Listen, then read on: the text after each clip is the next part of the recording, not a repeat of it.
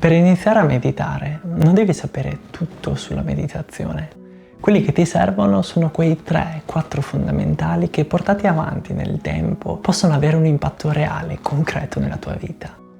E di questo me ne sono reso conto proprio nel periodo più nero della mia vita, perché è lì che ho capito che tutto il sapere che per quasi 20 anni avevo accumulato su temi che riguardano la consapevolezza, la spiritualità e la meditazione non erano serviti a nulla. E perché questo? Perché erano rimasti solo a un livello superficiale, ma sotto, nel mio modo di reagire, di provare attaccamento, di provare anche avversione rispetto alle classiche vicende della vita, non avevo fatto nessun passo concreto. E in questo video non voglio venderti nessuna promessa di felicità eterna, né tantomeno voglio propinarti un metodo che ti garantisca di cambiare la tua vita in 7 passi. Quello che però vorrei fare è qualcosa di molto più pratico, di molto più concreto e semplice, perché l'obiettivo sarà quello di darti la possibilità di iniziare da subito a meditare e portarlo avanti nel tempo, perché è questo che fa la differenza. Quindi direi di iniziare da subito. L'ingrediente 1, la posizione. Nelle tradizioni antiche esiste una postura chiamata postura di Vairochana, che in tibetano si riferisce a una posizione di un Buddha precedente a quello che conosciamo tutti. Ed è interessante questa perché elenca 7-8 punti precisi per la corretta posizione del corpo durante la meditazione. E in questa fase chiaramente non ti servirà sapere tutti e 7 punti, perché il rischio di incasinarsi è molto alto. Ma quello che conta metabolizzare è il come sedersi. Che tu scelga di sederti su una sedia o gambe incrociate, l'importante è che tu mantenga la tua colonna vertebrale ben eretta. Se hai dei dolori alla schiena, utilizza un cuscino, ma stai con la schiena dritta. Un altro punto relativo alla posizione sono proprio le mani. Senza incasinarti in 1000 mudra, puoi anche mantenere semplicemente le tue mani appoggiate sulle ginocchia con i palmi in giù o in su. Oppure, se lo vuoi, puoi anche tenerle raccolte in questo modo, così da avere una mano che tiene l'altra mentre i pollici si toccano leggermente. Questa è proprio la posizione migliore per la concentrazione. Un altro punto sono gli occhi. Se hai una mente molto attiva, tieni gli occhi chiusi, mentre se tendi ad avere torpore della mente, ad addormentarti, socchiudili. L'importante per entrambi è che lo sguardo vada in direzione del naso. Poi l'ultimo punto relativo al primo ingrediente della posizione è il respiro. Mi raccomando, non forzare il tuo respiro.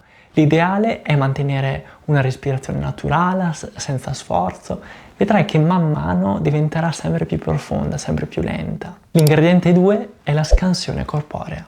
All'inizio, prima proprio di iniziare, di entrare nella fase contemplativa, dedicati un piccolo momento per rilassare il tuo corpo. Quindi parti dalla pianta dei piedi e sali, passando in rassegna tutte le parti principali del tuo corpo, con l'intenzione, quando senti delle tensioni, di rilassare, di ammorbidire, proprio attraverso il respiro. E questo è un punto fondamentale perché per arrivare a uno stato meditativo di profonda concentrazione, di assorbimento e rilassamento del corpo è una prerogativa importantissima. Non è un caso che il Buddha stesso parlava di 2 fasi, samatha, che è proprio il rilassamento, e vipassana, che è la visione profonda, penetrante. Il terzo ingrediente, che in verità è facoltativo, quindi vedi tu se farlo o meno, è inserire qualche minuto di una respirazione che ti permetta di entrare nello stato meditativo con più direzione.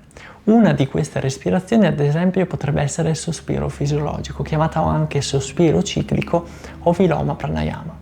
Ora, io non voglio farti tutta la pappardella scientifica sull'effetto del sospiro fisiologico, ma quello che è importante sapere è che scientificamente è rilevato essere uno dei migliori respiri per migliorare la modulazione delle emozioni, lo stress, l'ansia, ed è semplicissimo da fare perché consiste nel inspirare dal naso, una seconda ispirazione sempre dal naso e poi un'espirazione lunga e lenta dalla bocca. Tutto in modo estremamente naturale, senza sforzo, con i tuoi ritmi. Poi se a questo vorrai far seguire anche un mantra per rilassare ulteriormente, per calmare la tua mente, io potrei consigliarti il mantra Om Mani Padme Hum. Io lo amo particolarmente perché nel pronunciarlo produce una serie di vibrazioni vocali che coinvolgono il nervo vago e quindi rilassano. ma di questo magari te ne parlerò in un altro video. E lo ripeto, questo terzo ingrediente, quindi il sospiro fisiologico ed eventualmente il mantra, sono opzionali. Valuta tu come, se e quando, perché poi l'ingrediente più importante sarà il 4, che è proprio la consapevolezza del respiro. E nel buddismo questo viene chiamato anapanasati.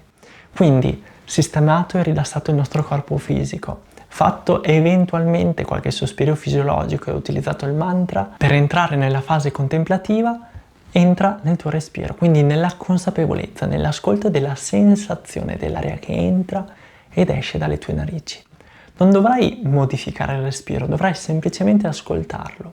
Ed è molto interessante perché ogni volta che la tua mente si distrarrà, e accadrà, l'importante è accorgersene e tornare al respiro.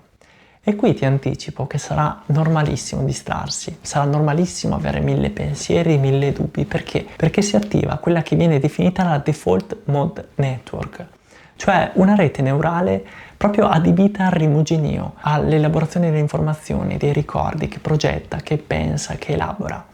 E questo è naturale. Il problema è che oggi siamo così accelerati, così drogati di stimoli, che la nostra mente è sempre ipervigile. E tornare a rilassarla non è così semplice, ma è possibile grazie alla pratica meditativa. Infatti quello che dobbiamo fare in questa fase è accorgersi di quando la nostra mente si è distratta, 2, riconoscere l'oggetto di quel pensiero, di quell'emozione, appiccicando magari un'etichetta di cui ti parlerò tra poco, e 3, lasciare andare a tutto, restare nella sensazione dell'aria che entra ed esce dalle tue narici.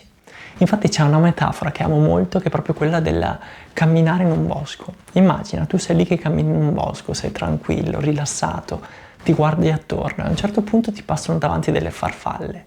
Tu non è che ti metti a inseguire ogni farfalla, perché se ti metti a inseguire tutte le farfalle, che cosa accade? Che ti perdi, che magari non trovi più la strada. La pratica meditativa ti chiede di camminare in quel bosco, magari di notare le farfalle, ma andare avanti, proseguire per il tuo cammino, lasciandole andare. Perché è proprio questo quello che accade in meditazione, ci attraverserà di tutto, ci attraverseranno farfalle di pensieri, di emozioni, noi le lasceremo andare. Perché, attenzione, meditare non significa non pensare, quanto piuttosto farsi spazio tra tutti quei pensieri, tra tutto quello che c'è, tra tutto quello che sentiamo, senza attaccarsi a nulla, sia che siano pensieri positivi, sia che siano pensieri negativi. Non tratteniamo nulla, non ci aggrappiamo a nulla, rimaniamo nella sensazione dell'aria che entra ed esce dalle nostre narici, ovvero in quello stato equanime, dove equanimità si intende quella capacità di rimanere presenti indipendentemente dalle condizioni esterne. E vedrai che con il tempo tutto questo sarà molto più facile. E anzi, una piccola specifica sull'etichettatura di cui ti ho accennato prima. L'etichettatura è una tecnica buddista che gli scienziati chiamano noting e consiste nel riconoscere, senza troppo elaborare l'oggetto del pensiero, e dargli un nome. Se ad esempio ti ritrovi a pensare alle mail da inviare al capo, nomina dentro di te quel pensiero come lavoro.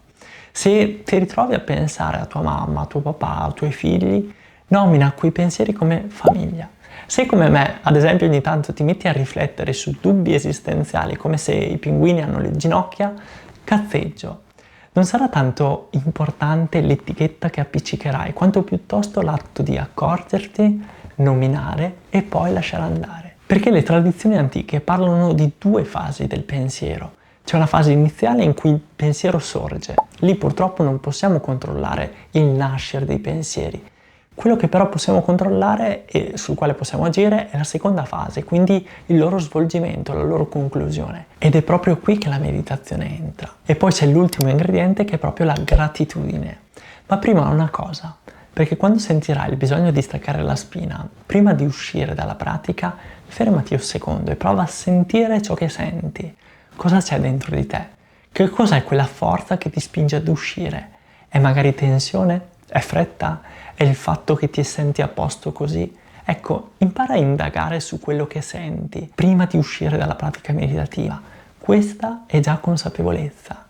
Poi fatto questo, prima di chiudere quella pratica, fai un piccolo pensiero di ringraziamento. E ci sono tante cose per le quali essere grati. Il fatto ad esempio di avere dell'acqua, del cibo, una persona che amiamo, insomma non diamo per scontato nulla. E questo è molto utile, in parte perché genera la motivazione, ma in un'altra parte perché va a attivare dopamina e serotonina, che sono degli ormoni, dei neurotrasmettitori che ci aiutano ad allenare la costanza, ma soprattutto vanno anche a ridurre i marcatori dello stress. Quindi un piccolo recap di questi 5 ingredienti. Il primo è la postura, il secondo è il rilassamento corporeo, il terzo facoltativo, il sospiro fisiologico e poi il mantra, il quarto la consapevolezza del respiro e l'etichettatura e il quinto la gratitudine. 5 ingredienti, 5 passi che insieme possono fare già tantissimo. Se poi a questi ci associamo degli alleati che si sviluppano naturalmente, come il non giudizio verso ciò che emerge, come la pazienza, la fiducia, l'accoglienza, il lasciare andare, ecco, abbiamo fatto bingo.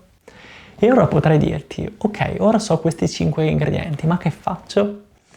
Io ti consiglio semplicemente di buttarti, anche se magari hai paura di sbagliare, anche se hai il terrore di non fare bene, anche se magari senti un senso di inadeguatezza. E anzi, se vuoi, proprio per aiutarti nei primi passi, ti lascio qualche traccia, le troverai sia sul canale YouTube, ma le trovi anche su Insight Timer, su Spotify, su Amazon Music. E nell'usare queste tracce però ti faccio una raccomandazione, usale per imparare, ma a un certo punto lasciale andare, perché è facilissimo delegare la nostra responsabilità, perché magari quella delega nasconde un'insicurezza, una paura di fondo. Ed è molto bello iniziare a meditare seguendo il proprio ritmo, giocando con il proprio respiro, perché è lì che iniziamo proprio a familiarizzare con la nostra mente.